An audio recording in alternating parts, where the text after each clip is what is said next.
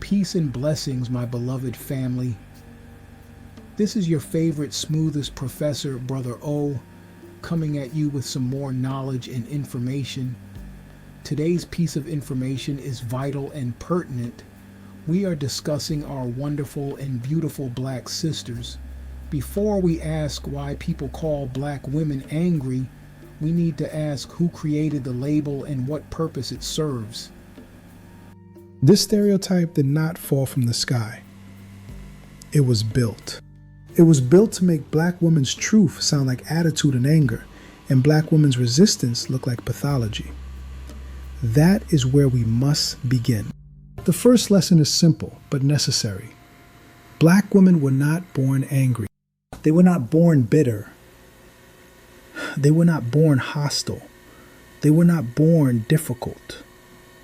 Sisters like Amana Reines, Shirley Chisholm, Michelle Obama, Angela Davis, Ida B. Wells, and Ya Santawa were wise, patient, resilient, and determined.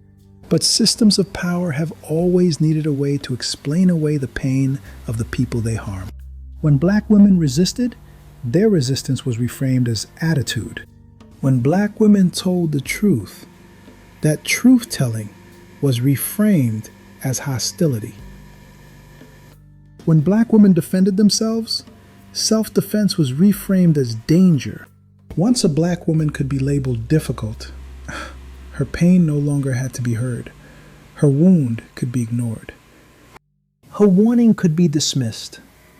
Her testimony could be mocked. The stereotype has a history because it had a job to do. Its job was to protect the system from the many truths black women's minds and bodies carried. And that job was not only American. It was part of a wider European slave and colonial pattern. African women who resisted were described as dangerous or savage. The goal was not simply to insult them. The goal was to control the meaning of their resistance. Think about the contrast. Joan of Arc resisted foreign domination and became a symbol of holy courage. She became brave, patriotic, holy, and sacred.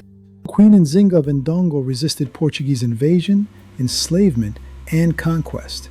She was a strategist, diplomat, intellectual giant, and warrior.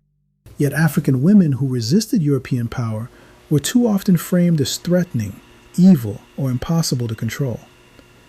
Think about it. Joan of Arc is known as a saint-like figure, and Nzinga, a violent demonic figure. The issue was not female resistance.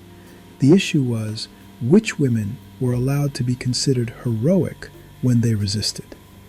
The narrative was white woman's resistance is honorable and heroic, a black woman's dishonorable and disgusting. That same racial logic was also present in American slavery. White womanhood was connected to innocence and reform. Black womanhood was often denied even the basic protection of being recognized as a woman. For example, in 1855, Lucy Stone protested the legal power of husbands over their wives. A husband could legally force himself on his wife, and she had no recourse. Her protest was understood as an argument about women's human rights.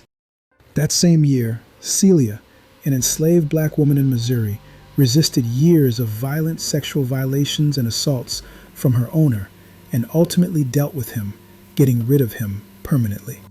But the law did not see a woman defending her body. Society, by and large, did not exalt her like they did Lucy Stone. In this instance, society and the law basically saw property killing its owner. That phrase tells us everything. They did not see her as Celia, a woman. They did not see her as Celia, a victim of sexual violence. They did not see her as Celia, a person who was defending herself against sexual violence. They saw her as Celia, a slave. And if you look up the court case, it is cataloged as State of Missouri versus Celia, a slave. She was human enough to be held accountable for her actions, but not human enough to defend her humanity. Sister Celia was ultimately hanged for protecting her body. Her owner was described in the media of the day as a fine old gentleman, and Celia a barbaric, remorseless killer.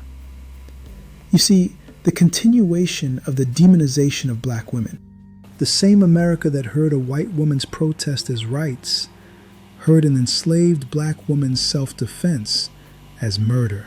From slavery, this logic moved forward.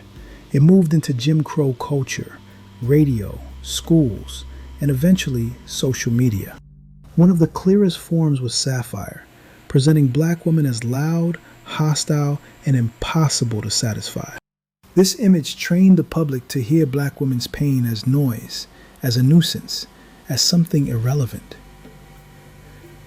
It trained people to ask about her tone instead of her wound.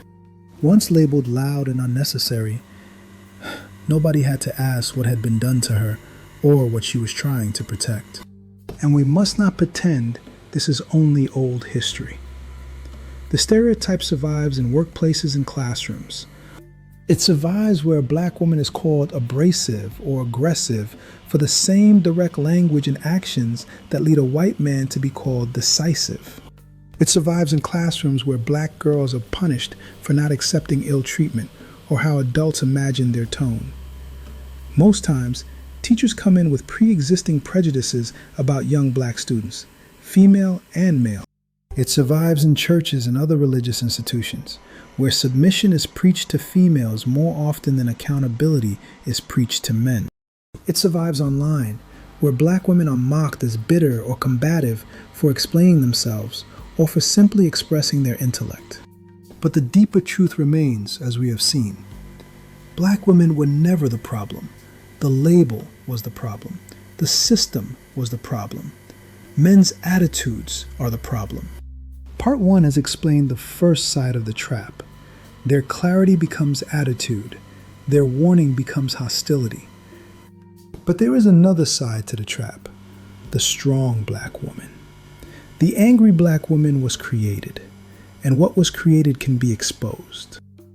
This is Brother O of the O Institute. Visit us for more lectures, courses, stories, education, and knowledge of self. The link is in the description.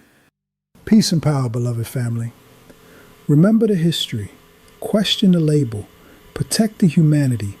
Always seek knowledge.